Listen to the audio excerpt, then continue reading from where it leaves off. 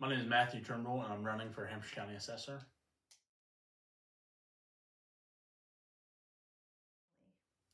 Currently, I am the County Chief Evaluator for the Hampshire County Assessor's Office.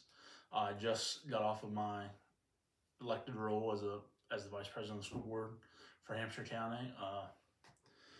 Grew up in Kirby, so I'm unofficially, not really a title, lifelong volunteer for the Kirby Community Center. There's not many events that I haven't been to. Served as Vice President of FFA for the county when I was in high school. And family, I come from the Haynes and Powells, from the Kirby side.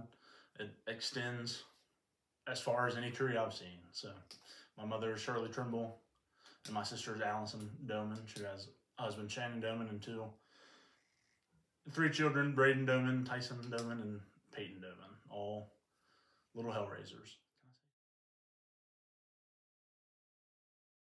So I don't necessarily picture myself as the best candidate.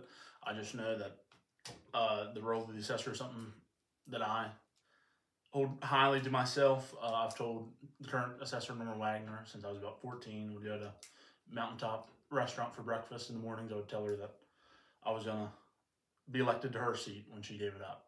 And then when I was in between jobs, Norma was hiring at the time to replace Dave, who sat there in my position for County Chief Evaluator, and it's worked out since. That was in September of 2019.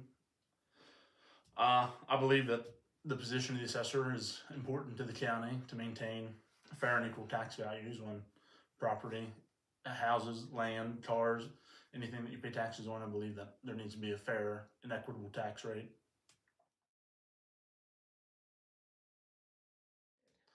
So one of my main goals is I want to continue the work that Norma has established and laid the groundwork for, of bringing the assessment office into the modern world with technology, making it easier for the taxpayers and everyone involved, realtors, whoever needs to use the assessor website and the assessor resources, make it easier for everybody to access them and find the information they need. In the office, I want to make it a friendly place to be. I know that's kind of unheard of with the assessor's office. You kind of think of that as the people taking your money for taxes, but I want to make sure that it maintains as a environment where you can come and everything is simple and ready for you when you come. You can come and chat with community members, people you know, people that you see out and about and are able to talk to you about concerns or problems you have. For a third goal, I want to be able to be out in the community more, expressing to citizens from each corner of the county that can't come into the office, that we can do their forms with them. So something Norma has established is remote offices in the summer to fill out farm reports and personal property reports. I want to expand on that and go to each and every corner of the county. Rear tan buildings, those are one of those things that are pretty much everywhere in the county. Each little corner, each little town has a rear tan building you set up at, or a fire hall, to allow the public to come in so they don't have to run into Romney just for drop off their paper. I believe if you're elected to the position, you should do what you can to make it easier on those that elected you.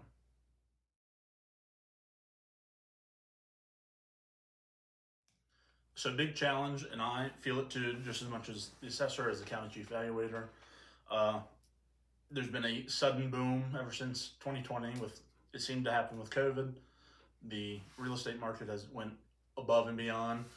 Just yesterday in the review, they talked about where the average home was on the market for 16 days, and they broke it down to land, home, and farm sales. There seemed to be a sale in this county every day of the month. It's hard for our office, the way the state requires us to do fair and equitable values, when stuff sells like that, and a lot of it sells to out of state who don't mind the higher value, the higher tax, or the higher sale price.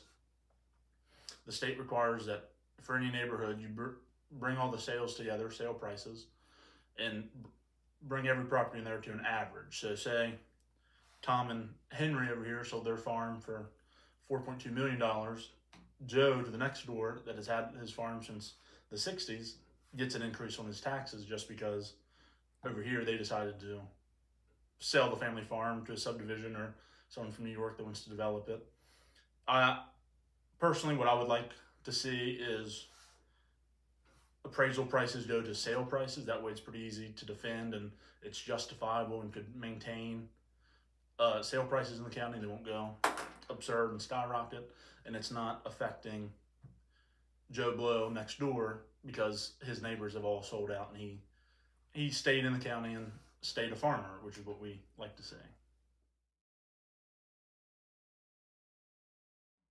So, like I said, my role as county chief evaluator, we do a sales study, which brings in all sales for land and building. A lot of them, we have cost modifiers.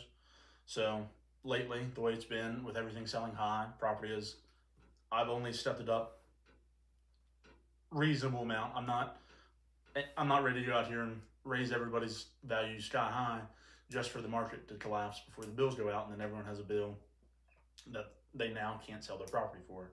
I believe if you just gradually chase that value and bring it to where it's still fair and equitable, then everybody's happy in the long run. No one's getting a higher tax bill than what they deserve. Another thing they do is the state does the big cost modifier studies for. So one they want to do here soon is double wides and mobile homes. The prices for those last time they did a cost study was in 80s and 90s. So a lot of those prices are still reflected. I think when the state does one, they'll be able to bring up a more modern value to structures like that.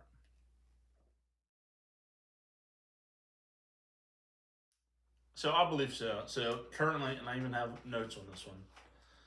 So in the county, there's over $2.2 billion valuation just for our tax office.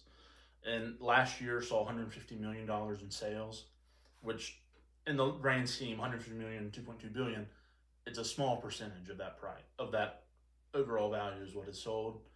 I do believe, and I just told someone this morning on the phone, that our valuation on a lot of them that we see are within 10% of what they bring in the market. And I asked that recently to a lot of people that have come in that said they got recent appraisals or have recently sold or bought a property on where our value comes in, and it's been maintaining about 10%. I'd like to see it be dead on just for my own benefit on the job, but I know sometimes you can't justify because we only do land, mass appraisal for land, and then the buildings are square footage and construction and build quality. It doesn't take into factor the marble countertops inside or anything like that. That's all for individual appraisals.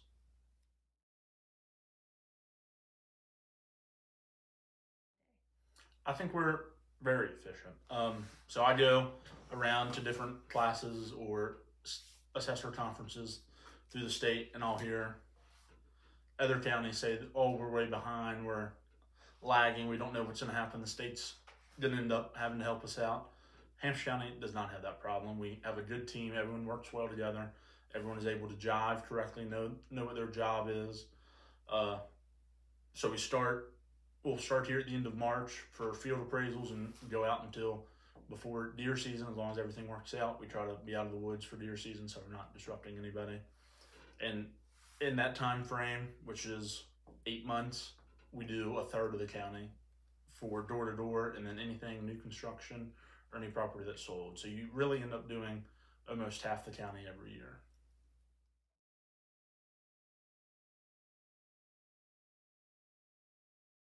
So it is. It's you're able when you're assessor, you have a lot of leeway what you can do, but to be fair, you have to follow code. What you do for one, you've got to do for the other. I won't say that there hasn't been the occasional time. There's been someone has come in the office. They've worn hard times. A family member's died, so the property has went into class 3, which is double tax just because someone died. That a lot of the times it's been our error and we haven't caught it, and then they've come to us. That I can turn a blind eye to that. Because as long as it gets situated, I'm not worried if the county's out $200 from somebody that has fell on hard times for the year. I'm sure I might hear about this now that once the video is posted, but that's fine with me.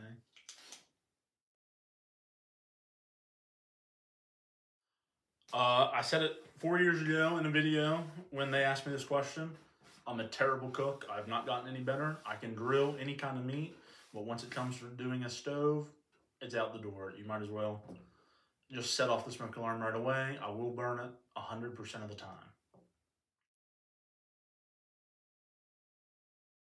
So, first and foremost, I want to thank everybody that has given me support since I announced I was running in December. And then even after I followed in January, a lot more support came. And since now that I've gone to different groups and organizations and spoke, most importantly, I'm not going to sit here and ask for votes. I think I would do a good job as assessor, but I think for Hampshire County's sake, me as a resident of Hampshire County needs to elect people that want to move Hampshire County forward. That goes from little roles of school board or conservation supervisor all the way to your state delegates, your state senators, all that. As long as everyone is on the same page and has a view to move Hampshire County forward, I believe Hampshire County will move forward.